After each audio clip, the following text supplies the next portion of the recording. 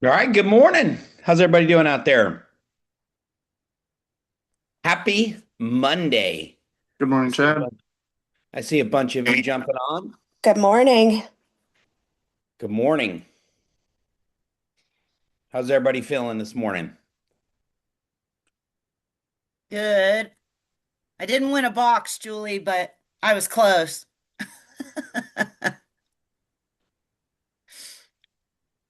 I guess there's more to that story, TK. Now you have to share it. Football, the boxes. Oh, the boxes. Yeah, I Yeah, we did did participate football. in things. That was a little bit of a Sports. boring Super Bowl, Yeah, especially it if you don't was. have your team in it Right. or you're betting on a box or the game or something in that. That's what kept it entertaining. Absolutely. All right, here's where we're going today. Remember, this is a weekly call at 8:30 put in by our Epic group. And I know we have some people jumping on, and whoever shows up, I will just share some thoughts, and then we'll create a little bit of discussion and see where everybody is, and then go tackle the week, right? And the word that I heard and heard it yesterday at my church because they had a panel of top professional athletes who competed, mainly football. They had a couple other people in other professional sports. And the word at a couple of them was just resilience, right? These are elite athletes that competed at the highest level. And most of the questions they asked, because there's five of them, was around hard times, right? Because you always see them in the glory and playing in front of people, but they talked about how did you get through the tough times, and the word that was consistent was the word resilience. And so I just started thinking about it. I know there's books on it. I know there's a great definition that you might have, and yet that's kind of just where I wanted to start today. It's the ability to withstand pressure, adapt to change, and just keep moving forward. Here's some other words that I picked up, and then I'm going to go through some more. Staying steady and taking action when things don't go your way, or staying steady and taking action when you don't even feel like it. You might have jumped on here this morning and you're like, I don't even feel like getting on. And quite frankly, you did. So I appreciate that. So let's just kind of keep going on a little bit. Here's resilience. It's clear, it's calm, it's consistent execution. It's not a panic, certainly not a hustle noise or waiting it out or things to get better, right? I think sometimes we hear this word in our industry called hustle, but hustle, remember, is just not a noise and you're running around and making a mess. It's clear, calm. You have clarity. Like last week, we talked about you have a clear plan. You know what the actions that you need to take. You have the budget created to go about it, and you just have a clear, consistent way of going about business. That to me is resilience. If you're gonna hit a stall point, right? Most agents don't fail. They just pause too long. Either they don't keep moving in a direction, right? And they just don't keep knocking through it. And so the ability just to keep doing the right things, even when you don't even feel like it. Like integrity to me is doing the right thing when nobody is watching. Resilience is doing the right things, even when you don't even feel like it. So, how do we control our actions and ignore our moods? And consistency beats confidence. I will even tell you, I believe consistency beats talent, especially if talent is not consistent. Here's three ways to look at it, too. Clarity, maybe we'll get some of this and we get today, is what matters most today. Consistency, small actions, and it's just daily. And then your community, hence, this can be a community for us. We're just staying connected. And I know a lot of you belong to a lot of different communities to stay connected, but you're just with the right people who have the right resilience to be a part of. If opposite of resilience to me is people that complain, you feel like you're on an island, you stay alone, you just keep jumping in. And so here are our non-negotiables. Got to lead generate. Boy, we got to really define in today's world what lead generate means because I think sometimes we can get hidden in some social media.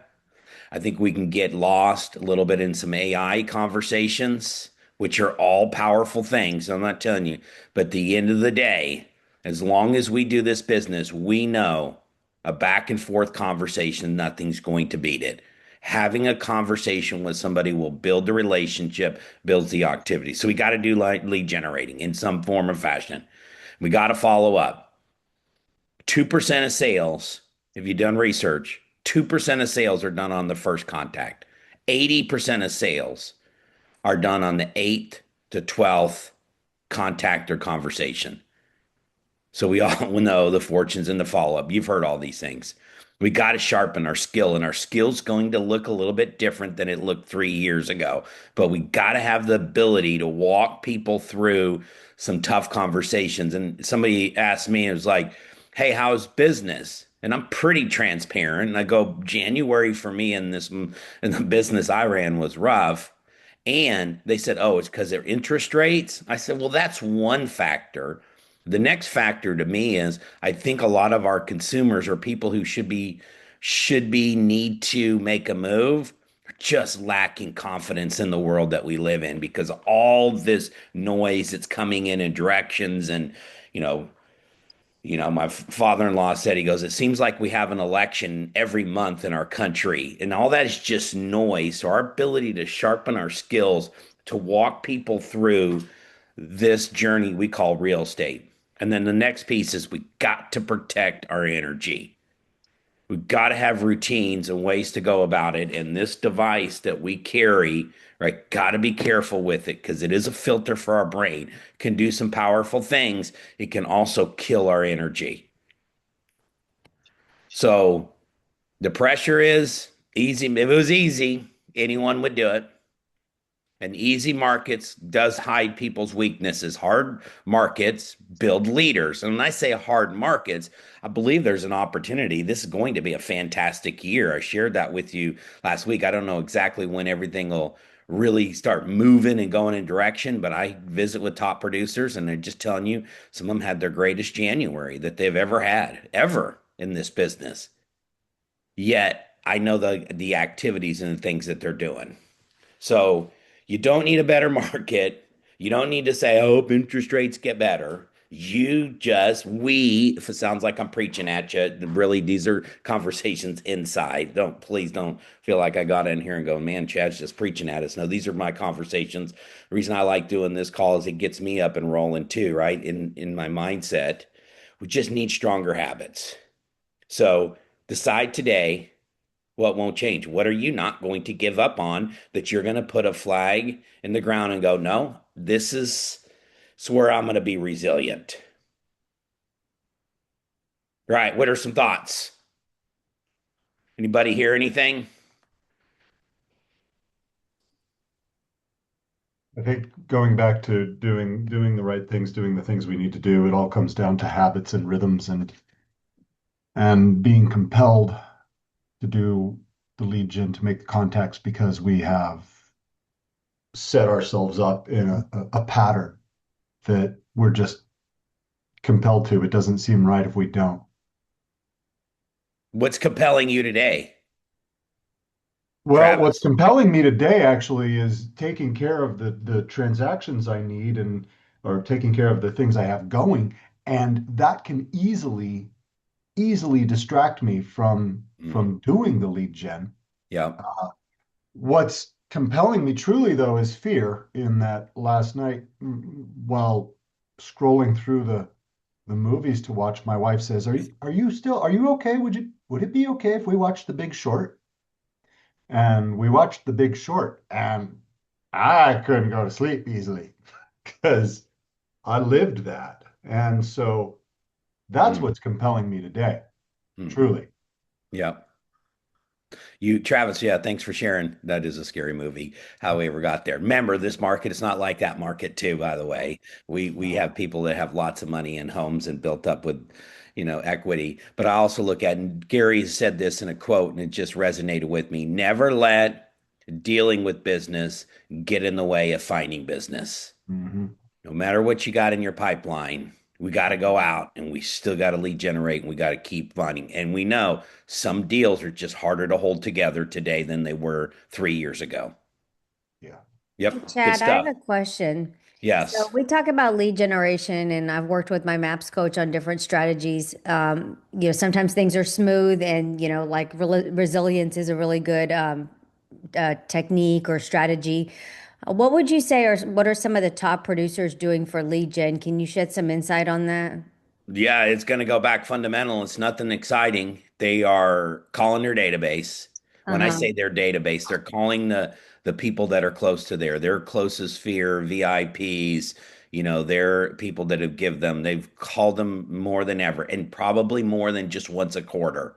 Okay. They're really reaching out to them, and right, they are looking for ways with AI too. It's not just a lead getting check. What are some tactical things that they can do with AI, either to help them more efficient or to provide them with data for better conversations, meaning market reports, things that they can came out because we still want to be an attractive piece, right? Mm-hmm. Meaning, if it always looks like we're running after chasing people and we're calling them, how do we make ourselves attractive that people would actually call us in a form of lead generating?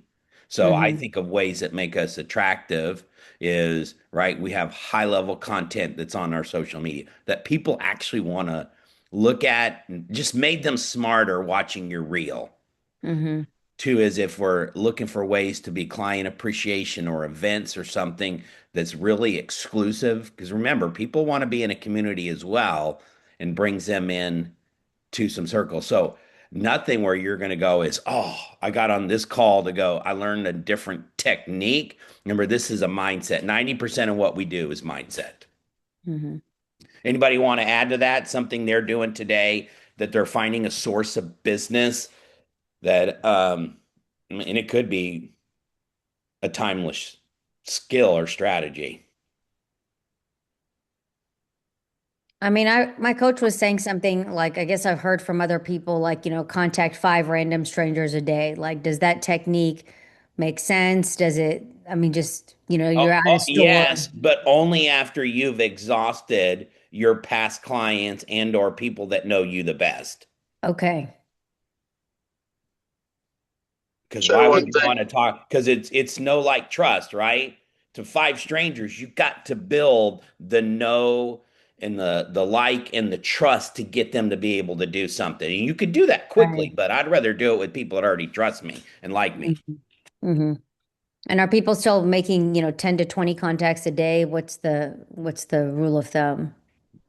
All right, you guys answered in there. Anybody making 10 or above contacts a day routinely? yeah, I'd love to Yeah, go ahead, Regina. You cut out on Lake us. Park, so hopefully I'm getting through. I know that I have to make 13 calls a day to hit, and I'm calling people in my sphere. Mhm. And I may have 1,500 people in my database, but I only have 350 that are on my Christmas card list. So I want to be in touch with those people on my Christmas card list. Hmm. So I have a standard, even like what Travis meant, of keeping the day-to-day transactions alive and keeping those on course. There has to be a standard.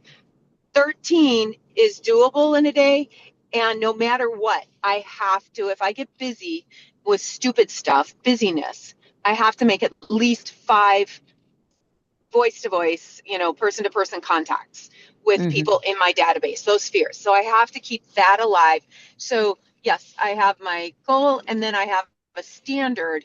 And I know that's not much, but if you're a solo agent and you're trying to keep everything, all the balls in the air, you have to have a standard. and at least Yeah. it keeps me going. And these are, again, the people who know me, the people who I think will refer me. They're You broke up there, Regina. Good stuff, though. I would not think that put them on my 13. Christmas card list, and I have things to, yeah, there's a routine, there's a habit, and I try to provide a little value. Find something about their neighborhood or in the market of what is. That was good stuff. She's cutting out on us. Okay, somebody else. Yeah. Okay, thank you, Regina. 13's awesome. Somebody else share. What are you deciding today that won't change? I love it. Keep going. Couple more. One of my secret sauces, I call it, is going after the people I'm already helping, just closed, or just signed, did a buyer class for. Those people that have real estate on the top of their mind all day long are lead genning for you, except they don't know that you're looking for referrals. So those people that are constantly talking about real estate are the ones I'm talking to the most about sharing my information, asking for referrals. They're like my mini little army out there. Yeah. And, you can cold call somebody that knows you, loves you, who would refer you. But if real estate's not top of mind, they're probably not talking about real estate. So the people that I've signed, currently helping, or just closed, like that's where all is coming from. Those are the people I ask the most for referrals, and it's worked. Okay, somebody else. Good stuff. Thanks, Matt. That's great. We have prepared a buyer or a vendor list in a booklet form. The call to our sphere is, hey, I'm a real estate professional. People very often ask me if I know somebody who can help them with this, help them with that. Yeah. And for the last 24 years, I've just gone back into my memory banks and tried to think of somebody in the moment. I'm now getting intentional and putting a list together. Who do you know that should be on that list? Then the next question after that is, well, now that we've got this list, we're putting it together. Who do you need? Who do you need to help you with something at your house? And now we've gotten them in the rhythm of thinking outside of themselves and thinking about other people. And we say, well, since we're on the phone, who do you know who Yeah. might be thinking of making a move in the next year? Yeah. But first, instead of being transactional, you're being relationship and value and being a real estate expert outside of or expert meaning connector outside of the transaction. Yeah. Mhm. And it brings a validity to you because other people see me as an expert when you say I get calls often. Yep. That's great. What do you do if someone doesn't pick up the phone? Do you leave a short message and follow up with a text? Because sometimes I'll get people not answering the phone. I've been having near 100% success within a 5-day period from just one of those little nuggets that David Jones dropped in our bold, Chad. And the message when you first call, and presumably on Monday, is, hey, it's Travis, it looks like I missed you. I'll give you a call back on Wednesday. Oh, okay. And then on Wednesday, when you call, they're somewhat expecting you if they listen to the message. And if they don't answer, then you don't leave a message, you send a text. Looks like I missed you. I'll give you a try again on Friday. Mhm. Then Friday is another voicemail of, call me when you can. Mhm. I very rarely leave that message because usually after those contacts, by the time you get to Friday, they answer the call or have called you back. Mhm. That is excellent. And Travis, you got to make sure if you say that, then you deliver on the Wednesday and the Friday. Yeah, you do. Because otherwise you lose credibility. Yep. And if you can't call on Wednesday because you're at a thing, you need to say, I'll call you on Tuesday, or I'll call you, I'll Yep. call you tomorrow, I'll call you on Thursday. Yep. Or maybe I'll call you on Friday, whatever day that you know you can. And then you have to keep that appointment. Mm-hmm. Yep. I have a little smart plan in command. It's a little 5-day smart plan that reminds me who I said that to. That's good. Mm-hmm. Yep. Using technology. Okay. Anybody else got a thought or a share? What they're going to commit to? How their week is? Good stuff.